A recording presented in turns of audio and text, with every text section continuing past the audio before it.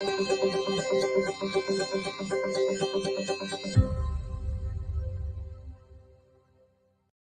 what we have come to know as the Bhima Koregaon case, 16 Indian citizens have been booked under the UAPA, the draconian anti-terror law. They have been accused of supporting Maoist violence. They have been accused effectively of waging war against India. Among these names are names like Sudha Bharadwaj, Gautam Navlakha, and Father Stan Swamy, who died in custody.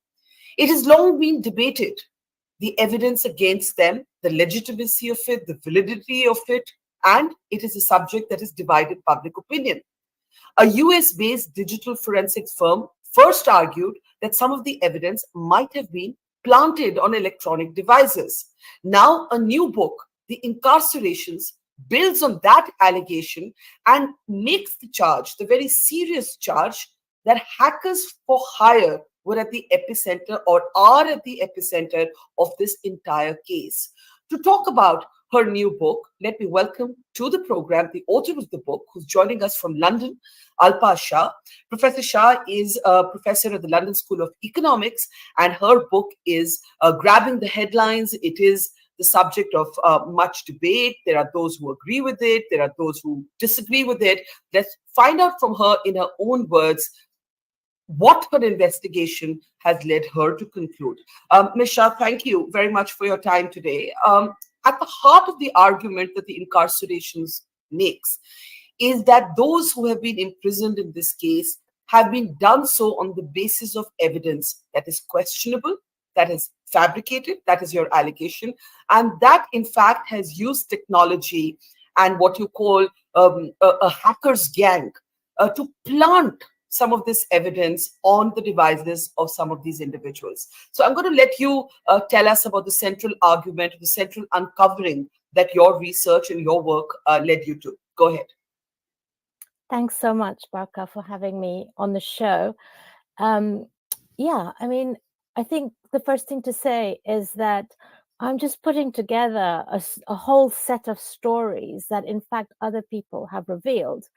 And there's been an extraordinary amount of work that has gone into this case, based by both Indian investigations. For example, the Caravan, which already early on in the case revealed that these letters that were allegedly being flashed by the Pune Police on our news screens, which showed, claimed that the BK-16 or some of them were planning an assassination plot against Prime Minister Modi.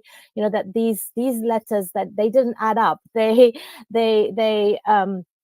looked fabricated, and they had shown, the ways in which they could have been fabricated very early on. And then this was picked up by a firm called Arsenal Consulting, who got the clone copies of the computers of the BK-16. It's a Massachusetts-based US forensic firm, and they investigated these clone copies of some of the BK-16's computers. And they showed that there had been this extensive hacking. Well, they showed that there had been the implantation of evidence on the computers of Rona Wilson, on the computers of Surendra Gadling, and on the computer of Stan Swamy. And so they kind of only went that far. They said that we can show this implantation of evidence. Who did it, how it happened is a whole other story, and that's not our responsibility. But as it so happens, this case was so extraordinary in global terms that other people in the US, top cyber forensic researchers, which included a firm called Sentinel-1, started to get the data from Arsenal and start to mine, the metadata that we all create, to try to get to the bottom of how this could have happened. And they revealed in a series, in a report, that behind this behind the data that Arsenal had shown us was that the recovery addresses, so that basically the emails of the BK-16 were also hacked. And whilst they were being hacked, the recovery address, which we put in the back of people's email accounts, so that those recovery addresses had been changed whilst the BK16 in the process of their computers being seized and before their arrest. So someone was changing their recovery addresses, and they undertook investigations at multiple levels, trying to get behind how this was happening. And what they revealed was, first they revealed that it was, the address of a Pune police officer that was being replaced in the recovery email addresses.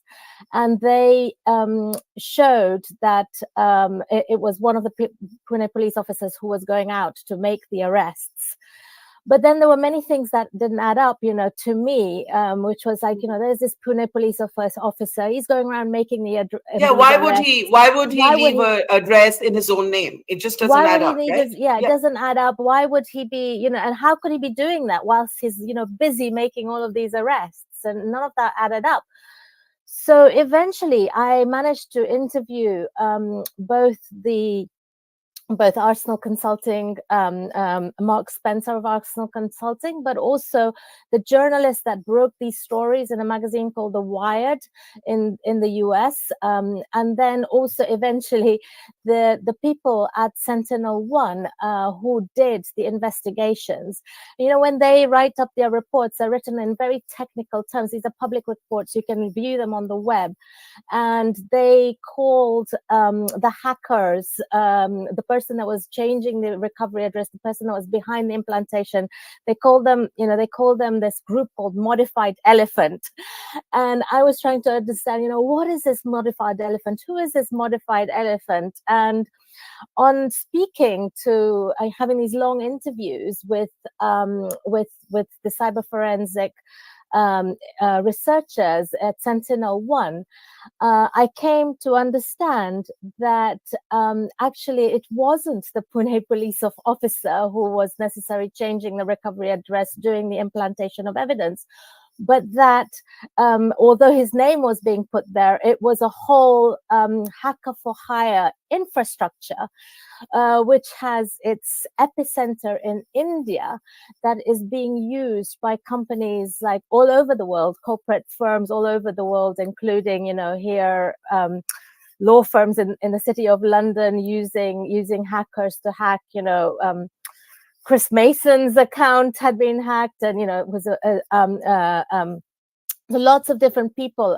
Russian oligarchs are being hacked. So it's people, or if you want to know whether your wife's cheating on you, you hire hackers and you go into people's email addresses, and there's a whole hacker for hire infrastructure in India, and this was all of the dots were helped.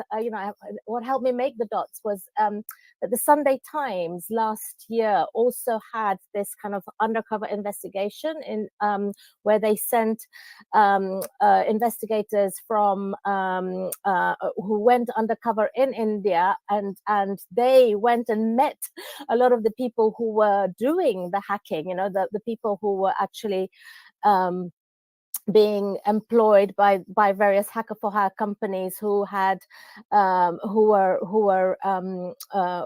you could pay a lot of money to.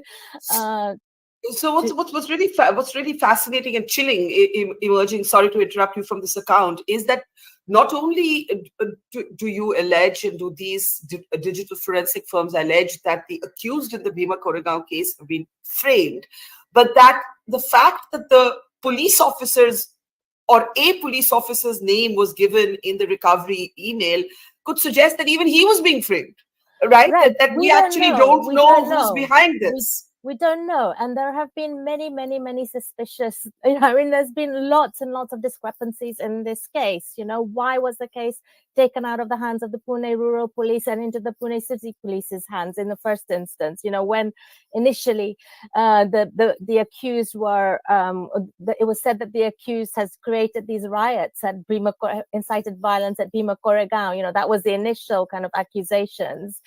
And, at that point, there were already these Hindutva people on the ground who had been, one of them had been arrested as inciting this violence. This guy, Milan Degbode, he was let out of jail.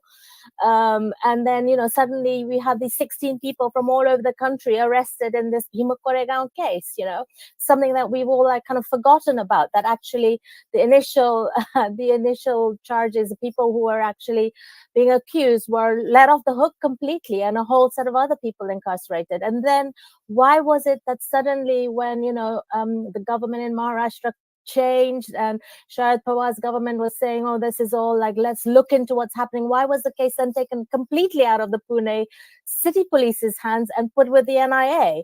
Why was the NIA, suddenly, taking control of this case? And we know, sorry, Barka, I know you want to say things. We know No, that, no, no. I was just thinking of a question as you were speaking, that in your book, you also do manage to speak to certain officers of the Pune Police. And in fact, the point that you make is that one of them, at least, was very convinced of the integrity of his case. He was very convinced of it. When you place this allegation or this finding of a hackers for hire gang, as it were, where even a police officer's name might have been implicated or framed by putting it in the recovery address, it seems like a classic decoy. What was their response, either on record or off record, in your conversations with them? Oh, I spoke to one of the police officers who was, leading the investigations and the arrests, and he was absolutely convinced that the BK-16 are Maoists, that they're pulling the wool over everybody's eyes. When it said that they're not, that he felt that this was one of the big success stories of his life, and he said, "Oh, Arsenal Consulting, who are these people? What like, how can a US based firm, how do they know anything?" So for the Pune police officers, at least the one I interviewed, this was a complete, a made up story. And I should also clarify that I think in my book I put out a whole set of a whole story that I've unveiled. I cannot say that this is definitive. It needs proper investigation. It needs proper investigation by the Indian authorities. But the Indian authorities, but parts of the Indian authorities might themselves be involved. Who knows? Yes, where the actual blame lies. Yeah. And finally, the point that is that is unfortunate in this case is how slowly the legal sort of wheels have turned. We finally have five those arrested get bail, but of course the officials have opposed bail at every stage. It's now under an anti-terror law, so the gravity of the charges become acute. Do you believe that this evidence that you have collated in the incarcerations, that others have pointed to, do you believe that this is going to be a central point of defense as the case comes up before the Supreme Court? It's also important to remember, I was just going through my research before our conversation, and the Chief Justice today, Justice Chandrachud, has earlier expressed his displeasure at the way this case was handled in parts. In fact, he had a dissenting voice when he was not Chief Justice in one of the earlier interventions. So I just wanted to talk about the legal process in the end, and what might this evidence that you have looked at do to eventually all of these 16 seeking justice in India's highest court. Absolutely. Justice Chandrachud was the first one to point out, actually, that, this doesn't add up. Why would Sudha Bharadwaj be writing letters in Marathi, a language that she doesn't understand? He said these things. So I'm hoping, yes, my chapter on the evidence implantation is like a 20,000 word chapter, which uncovers many aspects of this very complicated story. I want the judges to read this chapter. I want everybody to read this chapter, at least, even if it cannot be presented as definitive evidence in an Indian court of law. I hope it's going to open up people's eyes to show, what is at stake. I wrote the book with the hope that, especially when all of this implantation started being revealed to me, it's like, of course I hope that the book can be used to good ends. So many of the BK-16 are still in jail. And will they ever have effect? fair Yeah, trial. yeah, just finally, this idea of this hackers for hire gang, you say that it has its epicenter in India, but it's used globally.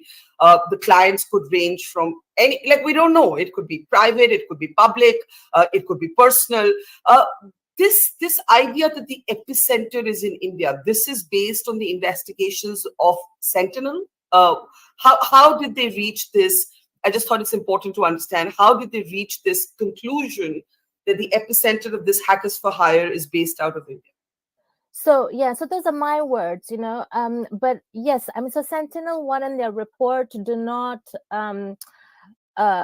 did not kind of say exactly where this mercenary hacker for hire gang infrastructure is based. But when I interviewed them, at first I was thinking, I mean, who could it be? Where could these people be? And I was like, oh yeah, it must be in the US, or it must be some. I just didn't think of India, which is so so in front of me. And then of course, as on speaking with them, they became, it was very clear. I mean, they said that in the US there are laws against this. It couldn't take place. But in India, they pointed me towards what was right in front of my eyes, and in India this is extremely possible. And I think the Sunday Times reports are really revealing, because they went undercover into, and actually met with the hackers on the ground. So I really recommend those reports to anyone who wants to understand this better. There's